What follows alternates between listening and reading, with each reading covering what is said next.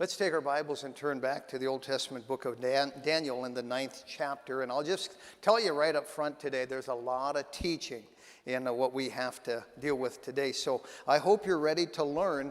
We've spent a number of months studying the book of Daniel. And of course, the first half, the first 6 chapters deal with a narrative. And they are mainly historical in nature. And now we're into the prophetic part. We are especially into the prophetic part in these last 4 verses of Daniel chapter 9. And so we're going to begin reading in verse number 4 here in Daniel 9. 70 weeks are determined upon thy people and upon thy holy city to finish the transgression and to make an end of sins and to make reconciliation for iniquity and to bring in everlasting righteousness and to seal up the vision and prophecy and to anoint the most holy. Know therefore and understand that from the going forth of the commandment to restore and to build Jerusalem until the Messiah the Prince shall be 7 weeks and 62 weeks. The streets shall be built again, and the wall, even in troublous times. And after 62 weeks shall Messiah be cut off, but not for himself. And the people of the prince that shall come shall destroy the city and the sanctuary, and the end thereof shall be with a flood. And unto the end of the war desolations are determined. And he shall confirm the covenant with many for 1 week. And in the midst of the week, he shall cause the sacrifice and the oblation to cease. And for the overspreading of abominations, he shall make it desolate, even until the consummation, and that determined shall be poured upon the desolate. Now, I know there's a mouthful in most of what we had to read there, but you don't need to worry about it because we're not going to get to it just yet. In fact, it'll be some time as we take these 4 verses, word by word, truth by truth, thought by thought. But for now, what we want to look at is God's stopwatch, God's prophetic stopwatch, and how to follow that stopwatch. It's laid out for us here in these 4 verses, and these are 4, I think, of the greatest verses in the Bible on prophecy. And your understanding, beloved, of these 4 verses will really affect your understanding of all prophecy in the Bible, especially New Testament prophecy. So if you remember here, this chapter opens with Daniel praying. Been praying for around 20 verses or so, and he's interrupted by an angel. It's 3 o'clock in the afternoon, exactly the time of the evening oblation, and Gabriel shows up, and it calls him the man Gabriel because angels are men. And we find that he tells Daniel that he was flying swiftly. And we talked about what an understatement that is. It took him 3 minutes roughly to get from heaven to earth, because that's about how long it takes if you read through this in a prayerful way.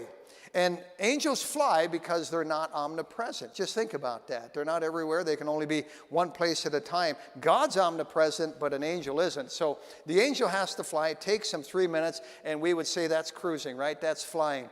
And we talked about Lazarus, how in Luke chapter 16, he dies, and he's saved, and he's escorted by angels to heaven because they know the way. Folks, I don't know the way to heaven. You don't know the way to heaven. And you say, well, when I die, how will I know how to go there? You don't have to worry about that. You'll have an escort. They might be your guardian angel that's been with you your entire life, and their final assignment might be to take you to heaven.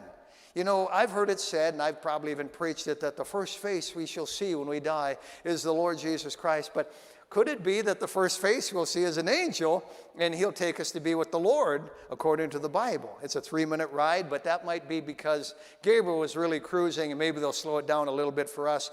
But we note here in verse 22 at the beginning, Daniel says, and he, Gabriel, informed me and talked with me and said, oh, Daniel, I am now come forth to give thee skill and understanding. What's he going to explain to Daniel here? Well, the very thing that Daniel had been praying about. You know, it was year 69 of a 70-year captivity. Daniel had been studying that in the book of Jeremiah. And so he goes to prayer asking God to follow through and wondering how this is all going to unfold. And God tells Gabriel to get down there and let Daniel know. And he does, but he gives Daniel more than he prayed for. He not only gives Daniel the explanation of that coming 70th year and the release of the Jews, but he gives him some prophecy that really involves the next 2,500 years. You know, here's God administrating and running the universe and keeping the heavenly bodies in circulation. And here's one Christian, if you will, praying down on the earth. God hears that prayer. And in the midst of everything he's keeping track of, he says, Gabriel, there's somebody down there praying. He's greatly beloved. You think about that saying, greatly beloved. A praying saint is greatly beloved by the Lord. Which brings us now to verse 24. And it's a mouthful. 70 weeks are determined upon thy people and upon thy holy city, to finish the transgression and to make an end of sins and to make reconciliation for iniquity and to bring in everlasting righteousness and to seal up the vision and prophecy and to anoint the most holy. Now, each one of those is a sermon or a point of a sermon. But we're going to just focus on the first couple of words here. 70 weeks. 70 weeks. The duration, the time period is 70 weeks for this to take place. And the word 70 in the Hebrew is Scheving. And it simply means 70 or 70. Now, 70 is a significant number in the Bible. Not every number is, but we know 70 is, and we know 7 is. And you say, well, how long is a week here? He mentioned 70 units of weeks, 70 weeks. We think of 7 days. Obviously, that's what a week is to us, is 168 hours. But Shabuah, the word for week there, it simply means heptad. In our English language, it means a unit of 7. And actually, the word week there just means sevened with an ed at the end. It could be 7 of anything. It's kind of like we say a dozen. We don't know if it's a dozen apples or oranges or weeks. It could be anything. And so in the Hebrew culture, the word week here means just seven. And folks, again, we have to approach the Bible with a Middle Eastern mind. We have these Western minds, and we think so much differently. But Hebrew culture is different, and we have to think like Jews here. And so in verse 24, when it says 70 weeks are determined, we have to stop and say, okay, what's this word mean to a Jew? How long is a week, Shabuah, to a Jew? Well, it's not tied to days at all. And so it's not even talking necessarily about a week, but a unit of 7. And we find here that 70 weeks are determined, so 70 units of 7 equal 490. More about that in just a moment. But Gabriel tells Daniel, 70 weeks are determined for your people. So this is a Jewish thing here, and we find it's something that the Jews are going to go through. So the next question, if we have 77s or 490, what are we talking about? 490 of what? You say, well, maybe days. No, that doesn't fit the prophecy. And if we keep it in context, Daniel wasn't thinking days here.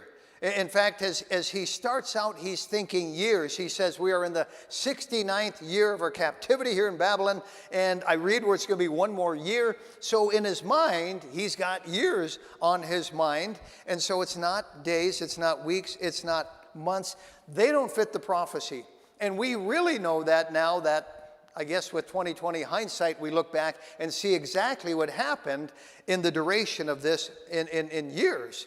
And so we find out that months and weeks and days don't match anything, but years match perfectly here. Something big happened involving this prophecy and years. I mean, really big. But we don't interpret the Bible, obviously, by assuming. So we know in context, Daniel is thinking years, and historically it did come to pass in years.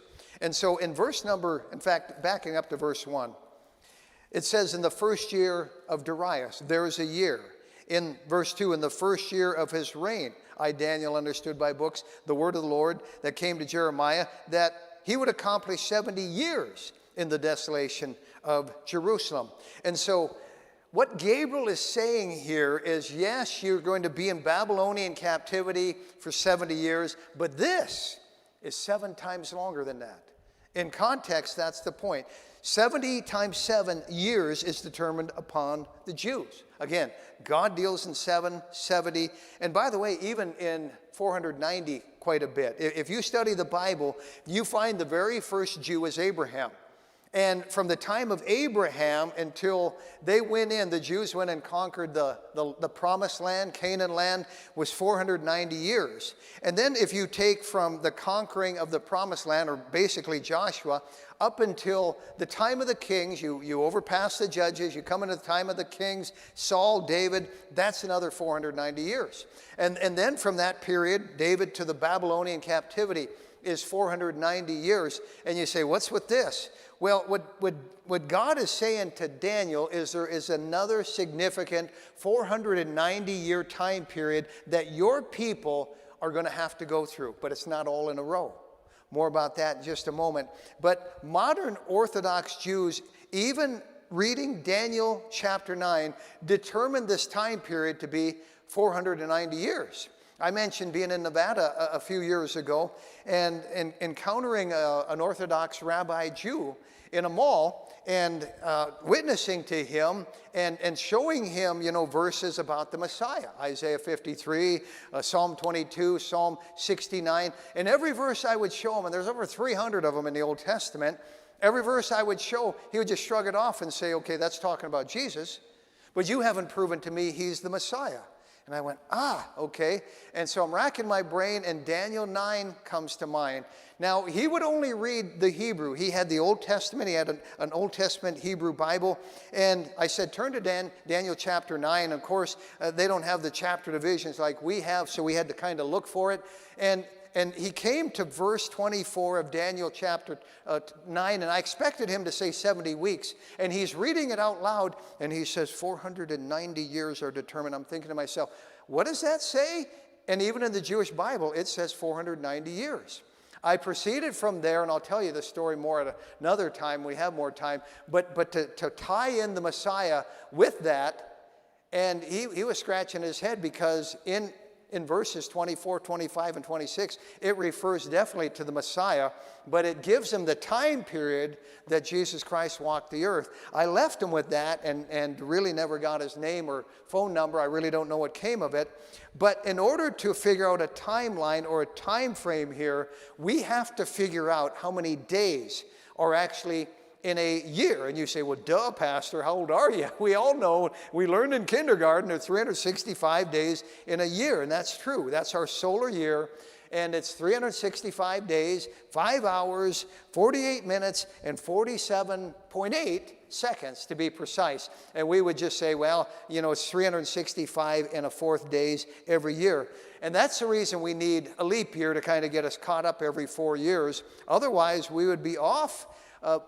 In a certain amount of time, we'd lose a day every 4 years. In fact, I did some thinking on this, and from the time that the Pilgrims landed on Plymouth Rock there, we would be off over 100 days already. By this point, that's a whole season, 3 months. And it'd be 20 below in July, so we've got to correct that every so often. And they did that back at the time of Caesar. The Julian calendar corrected that, and then I think it was in the 1500s, the Gregorian calendar corrected that. And of course, we've got, again, those 365 and 5 hours and 48 minutes and so on and so forth. But that's not the Jewish calendar. That's not how the Jews think. To a Jewish person, especially in Bible times, a year included 360 days, not 365.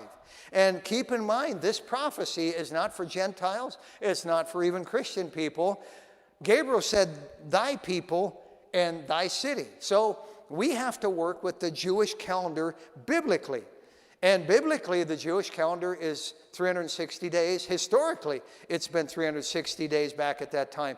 Let's look at what the Bible has to say to show us this to be true. Let's go back to Genesis. In Genesis 7, verse 11, it says, in the 600th year of Noah's life, in the second month, the 17th day of the month, the same day were all the fountains of the great deep broken up, and the windows of heaven were open. Now, the previous chapter, God says, I'm going to send a flood, start building an ark. 120 years go by, you get to chapter 7, and it tells us exactly when this took place, the 600th year of Noah's life. And I talked recently about why they lived longer back then. So here's Noah. He's 600 years old, and it's the second month. Let's call it February, just so that it kind of fits our thinking. And it's the 17th day of the month. And so it's February 17th by our calendar, okay? If it would help you to grasp it. And then you get into the next chapter, and the flood is over, and it says, and the ark rested in the 7th month, on the 17th day of the month upon the mountains of Ararat. We're talking about the exact same day of the month. It's the 17th, but it's not February 17th as we would calculate it. Here it's the 7th month. We would call it maybe July 17th. But what I want you to note is there's 5 months that have elapsed, right? You follow me? And so there's 5 months that they've been out there bobbing around in the water, and you say, okay, that's months, but how long in days? Well, God tells us. In chapter 7, verse 24, it tells us the waters prevailed upon the earth 150 days. And so we find out, if you do the math, in one place it calls it 5 months, in the other it calls it 150 days. You don't even hardly need a calculator for this, I hope. You can plug that in and come up with a month being 30 days, right? In fact, we find one other place. It says, and the waters returned from off the earth continually, and after the end of the 150 days, the waters were abated. So we find out here there's 30 days in a Jewish month. And so if you've got 12 months of 30 days, again, pretty easy math, you've got 360 days. Now, let's go from the beginning of the Bible to the end of the Bible, and let's see if that's still true by the time you get to the end of the Bible. The Antichrist here in the book of Revelation is made a covenant with the Jews for 7 years, but he breaks it, and this is all future. He breaks it in the middle of that 7-year period, also known as a week. We'll get to that. But he turns on the Jews. He violently persecutes them. And in Revelation 13, it says, and there was given him, the Antichrist, a mouth speaking great things and blasphemies, and power was given unto him to continue 42 months. So now we're talking a time period of 42 months. How many months is that? Well, we would say that's basically 3.5 years if you divide it into 12 into this, or half of the tribulation period. And from this we gather it's going to be the last half of the 7-year tribulation period where it gets pretty ugly.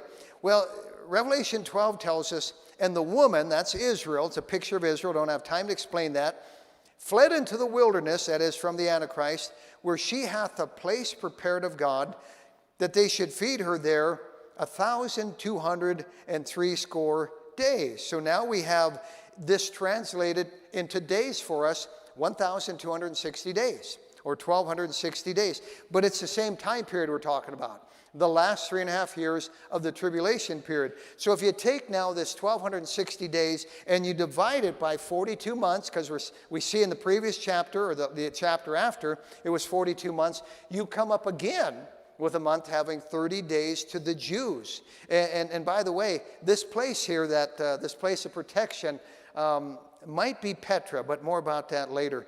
And if you want to do this a different way, 1,260 divided, that is days, divided by 3.5, that is years, gives us exactly 360 days in a year. So the Bible establishes a Jewish year as 360 days. Now put that in the back of your mind. We'll actually need that next time we meet. So a Jewish calendar is different than ours. By the way, their first month is not January like ours. It's Nisan or Nisan. It's right around the beginning of our April, as it were. But we find here back in Daniel chapter 9, the word week, Shabbat, means a unit of 7.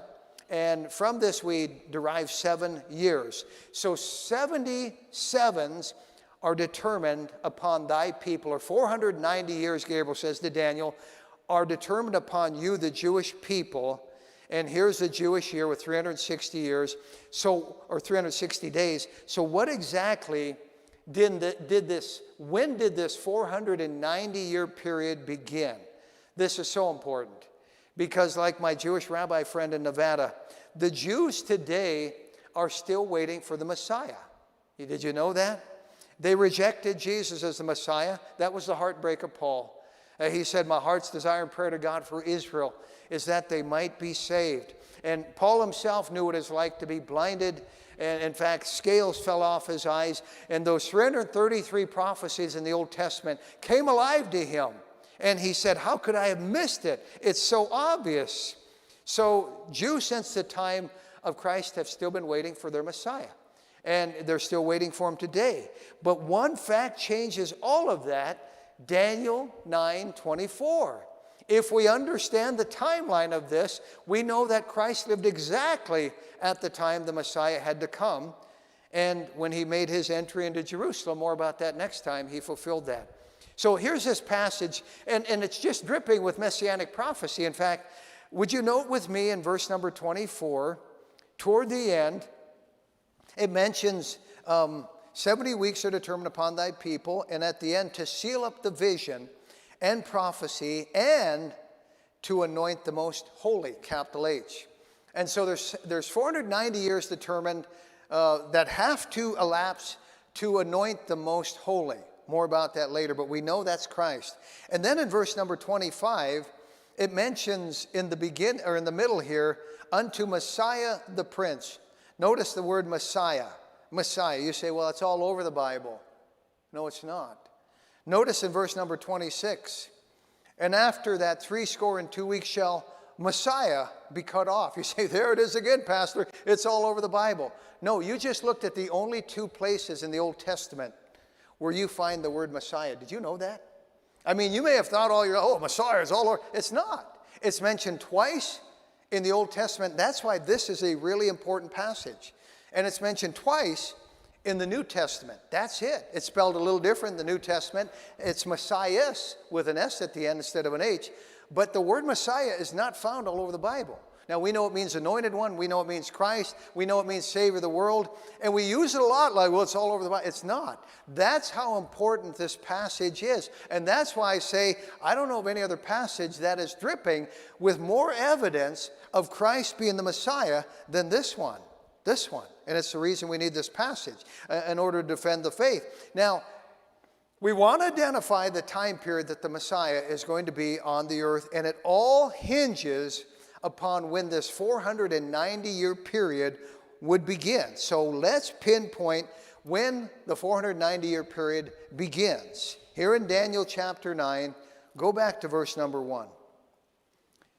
It says, in the first year of Darius, the son of Ahasuerus of the seed of the Mede, which was made king over the realm of the Chaldeans, in the first year of his reign, I, Daniel, understood by books the number of the years whereof the word of the Lord came to Jeremiah the prophet, that he would accomplish 70 years in the desolation of Jerusalem.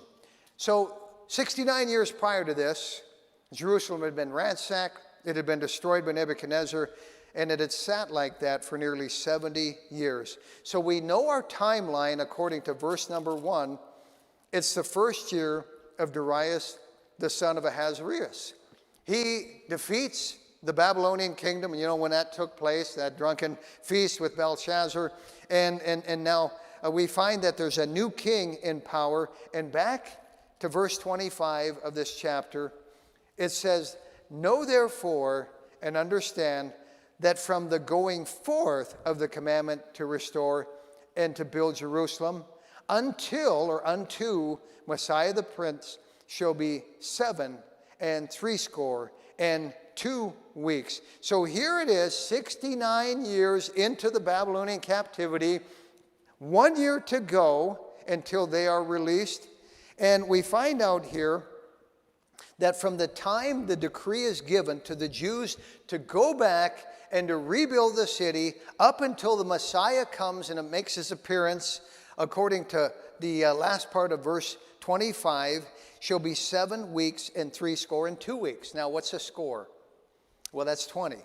And so 60 means 60. You add on top of that 7 plus 2. This is kind of kindergarten stuff, but we got 69 weeks, right? Or 483 years. And it's easier to just go 490 minus 7 years, and that brings you to 483 years, if you follow me. So from the time when the commandment was given to rebuild Jerusalem at the end of the 70-year captivity until the Messiah, the Prince, makes his appearance in a special way will be exactly 483 years to the day. Next time we'll use the day thing, but just remember, 360 days in a Jewish year. So the commandment to rebuild Jerusalem would signal the beginning of this 483 years. You got that so far? This is big because this is God's stopwatch. This is when the thing would start. This is what will tip us off. When we know what the timeline is to rebuild Jerusalem, we can mark that time, and that occasion would signal the beginning of the 483 years. That's the occasion that would tip us off here. It would start the 483 years, and it's a historically accurate date. More about that in just a moment. So we can know when the 490-year time period begins and pauses, leaving us that last 7 years, which is still future, which is the tribulation period. Now, hold your finger here, if you would, and turn back to the book of Ezra. The first chapter of Ezra. Much of your Old Testament was written around that event known as the Babylonian captivity. I know it was only a 70-year period. And you say, why so much about this?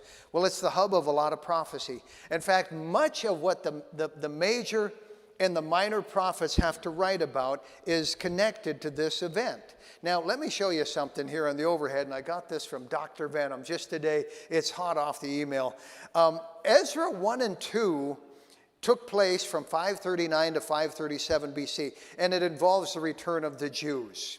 Ezra 3 through 6 takes place from 537 to 515 BC. That involves the temple being rebuilt. And you say, okay, that's the time when the stopwatch starts. No, it's different because it's a command to rebuild the city, or the city, not the temple, that we're looking for. Now, Ezra 4, in those verses 6 through 23, they just describe this ongoing example of Jewish or Gentile resistance to the Jews. But from Ezra 4, roughly 60 years elapsed between then and Ezra 7, when Ezra actually makes his appearance there. And it's just because of all this hindrance to rebuild the temple there that they got all this opposition from Sanballat, Tobias, all those guys. But Ezra 7, Ezra arrives in town and things pick up. But Nehemiah is really where we want to go in just a moment, and I'll deal with that in just a moment. And the return of Nehemiah, or the journey of Nehemiah to Jerusalem and his first term as governor there, and then Nehemiah 13. You see the timeline in years 439 to 419 in his second term as governor. And so just put that all in the back of your mind. There are actually 4 different possibilities for the start of this 483-year period. And the first might be 536 BC. Now remember, in 606 BC, Daniel was taken captive and the 70-year period began. If you do the math, that brings us to 536 BC. And that's when Cyrus comes into power and he makes this decree and lets the Jews go back. Here in Ezra chapter 1, notice verse number 1. It says, now in the first year of Cyrus, king of Persia, that the word of the Lord by the mouth of Jeremiah might be fulfilled, the Lord stirred up the spirit of Cyrus, king of Persia, that he made a proclamation throughout all his kingdom and put it also in writing, saying, thus saith Cyrus, king of Persia, the Lord God of heaven hath given me all the kingdoms of the earth, and he hath charged me to build him an house at Jerusalem, which is in Judah. Who is there among you of all his people? His God be with him. And let him go up to Jerusalem, which is in Judah, and build the house of the Lord God of Israel. He is the God which is in Jerusalem. And whosoever remaineth in any place where he sojourneth, let the men of his place help him with silver and with gold and with goods and with beasts and so on and so forth. And so we find here that, first of all, Cyrus in 536 BC, 70 years after the Babylonian captivity, just like God said, gives the decree to go back and build what? The temple. The temple. Make note of that, not the city. Well, 17 years go by, things are dragging, and Darius, now the successor of Cyrus, in 519 BC, has to make another decree. Skip to verse 6 here of Ezra. And there's been a lot of harassment toward the Jews in getting that temple built, and it needed jump-starting. It had been interrupted. And so in Ezra chapter 6, there had been some question. You guys have a right to do this. You got some authority to do this. And they had to check the records. They come back, and they come back in verse number 7 of Ezra 6. And the decree says from the king, let the work of this house of God alone. They're still talking about the temple. Let the governor of the Jews and the elders of the Jews build this house of God in its place. Moreover, I make a decree. Now this is Darius, another decree. What ye shall do to the elders of these Jews for the building of this house of God, that of the king's goods, even of the tribute beyond the river, forthwith expenses be given unto these men, that they be not hindered. So it reaffirms after a lapse that the Jews are to be building again the temple. And so it had been interrupted. They jump-started. Well, skip to chapter 7, and we find now 62 years later. You think this is right on top of each other. There's gaps here. And so 62 years go by, and Artaxerxes is now the king. And now they're going to try and jumpstart the sacrifices, because that wasn't going on. And in verse number 11, now this is a copy of the letter that King Artaxerxes gave to Ezra the priest, the scribe, even a scribe of the words of the commandments of the Lord and of his statutes to Israel. Artaxerxes, king of kings, unto Ezra the priest, a scribe of the law of this God of heaven, perfect peace, and at such a time, I make a decree that all they of the people of Israel and of his priests and Levites in my realm, which are minded of their own free will to go up to Jerusalem, go with thee, forasmuch as thou art sent of the king and of his 7 counselors, to inquire concerning Judah and Jerusalem, according to the word of thy God, which is in thine hand, and to carry the silver and the gold, which the king and his counselors have freely offered unto the God of Israel, whose habitation is in Jerusalem. And so he's telling them basically in this third decree, get up there and start making sacrifices for me and my sons. And so we find 3 various instances here of decrees being written, and we're trying to figure out, okay, when did the 483 years start? None of these, because all of these were about rebuilding the temple. And back in Daniel chapter 9, it wasn't the temple that would start that 433 years. It was the rebuilding of the walls in the city that would. Now turn to Nehemiah, if you would, a few pages forward, chapter 1 from where you are. And by way of background, this is 454 BC here in Nehemiah 1:1. And in verse 1, it says, the words of Nehemiah, the son of Hekeliah, and it came to pass in the month Chislew, different month, in the 20th year, as I was in Shushan the palace, that Hanani, one of my brethren, came, he and certain men of Judah. And I asked them concerning the Jews that had escaped, which were left of the captivity, and concerning Jerusalem. And they said unto me, the remnant that are left of the captivity there in the province are in great affliction and reproach. The wall of Jerusalem also is broken down, and the gates are ever burned with fire. Nehemiah says, and it came to pass when I heard these words that I sat down and wept and mourned certain days and fasted and prayed before the God of heaven. You ever come across something that was once beautiful and it's just in ruins? As a little boy, every summer, I was telling somebody about this, Dad and us 6 boys would make a trip down to Minneapolis. We'd go to a Twins game. This was a big deal every summer, and it was at the old Met Stadium. Any of you ever been to the old Metropolitan? Some of you have been to the old Metropolitan Stadium. I just thought it was like bigger than life. Well, they quit playing there when they built the Metrodome, but the Vikings and Twins both used the old Met Stadium for years before they went over the Metrodome. And so anyway, they were about to tear down I think it was someplace in the early 80s. My friend and I were down in the cities, and we were at a game at the new Metrodome. Oh, this is amazing. But we thought, what does the old Met Stadium look like? We went by it, and basically you could just walk right in it. And they hadn't torn it down, but I'm telling you, the grass was this tall there. And so here we are out on the 50-yard line thinking, man, this is where Chuck Foreman used to run, and Killebrew used to hit from here, and we're living all that. We went up into the press box and thought of Monday Night Football and Howard Cosell broadcasting from here, and just relived all the old memories. But all the seats were torn out, and the billboard, they had a bunch of glass smashed out, the press box, and it was just in ruins. And they were about to give it the wrecking ball in a matter of weeks. But picture Jerusalem here. I mean, weeds growing up through the rocks and everything just torn apart, and it was a mess. And here's Nehemiah, and he's brokenhearted about the condition of it.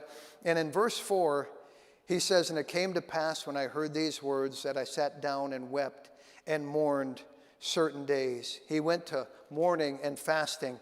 In chapter 2, turn over here in Nehemiah, and in verse 1, He says, and it came to pass in the month Nisan in the 20th year of Artaxerxes the king, that wine was before him, and I took up the wine and gave it unto the king. Now I had not been before time sad in his presence. Wherefore the king said unto me, why is thy countenance sad, seeing thou art not sick? This is nothing else but sore of heart. Then I was very sore afraid. Nehemiah was not supposed to be gloomy around the king. You get in trouble for that. Well, in verse 3, he said unto the king, let the king live forever. Why should not my countenance be sad, when the city, the place of my father's sepulchres, lieth waste, and the gates thereof are consumed with fire? Then the king said unto me, for what dost thou make request? And so I prayed to the God of heaven. He's praying fast here, and he has a big request. And he asked that he'd be let go to head up a building project there, and the king actually consented. And so back to the question here, when exactly did this 483-year time period begin? Well, here it is, chapter 2, verse 1. It came to pass in the month Nisan in the 20th year of Artaxerxes. Now, the Encyclopedia Britannica and really almost every other encyclopedia agrees on the date here. All we got to do is go back to when Artaxerxes ascended to the throne, which we know was 465 BC. And all the encyclopedias agree on that.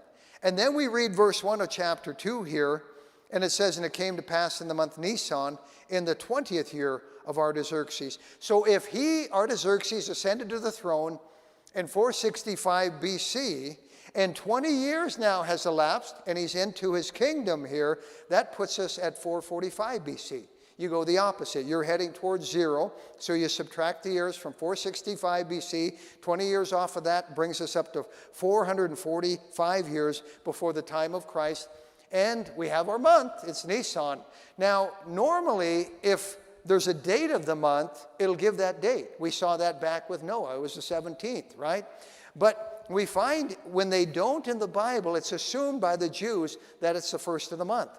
And so our date here, and we know it, and the Jews, they use new moons and lunar stuff, but normally they'll use the first day of the month. So historically, this date, I just want to tell you, there are some things in the Bible might be a little bit speculative by months or years. There's no question about this date. We know it to be April 1st, basically 445 BC. Now, back to Daniel, okay? Verse 25 of Daniel 9 tells us when the 483-year countdown began. Now, when Julian the Julian calendar was messed with, that, and it's a long story, it's not worth going into, but that April 1st date actually changed to March 14th by our calendar now. So actually, we would call this March 14th, 445 BC. And verse 25 of Daniel here, Gabriel tells Daniel, know therefore and understand that from the going forth of the commandment to restore and to build Jerusalem unto the Messiah the Prince shall be 7 weeks and 62 weeks. And he talks about when the streets being built at troublous times, God predicted it wasn't going to be easy. But you're going to have to wait until next week for me to connect the dots. At the time, it's just flown by here. But we're given the event, we're given the date, and we know exactly when Christ would make his triumphant entry into Jerusalem. How big is this? I said earlier, all other prophecy hinges on this. I mean, Matthew 24, Christ has given us just incredible prophecy left and right about what it'll be like in the last days. 1 Thessalonians 4, 2 Thessalonians 2, the Antichrist is mentioned. 2 Peter talks about stuff and so on. And of course, the book of the Revelation. And we can understand it all because we have an understanding of Daniel chapter 9, verses 24 through 27.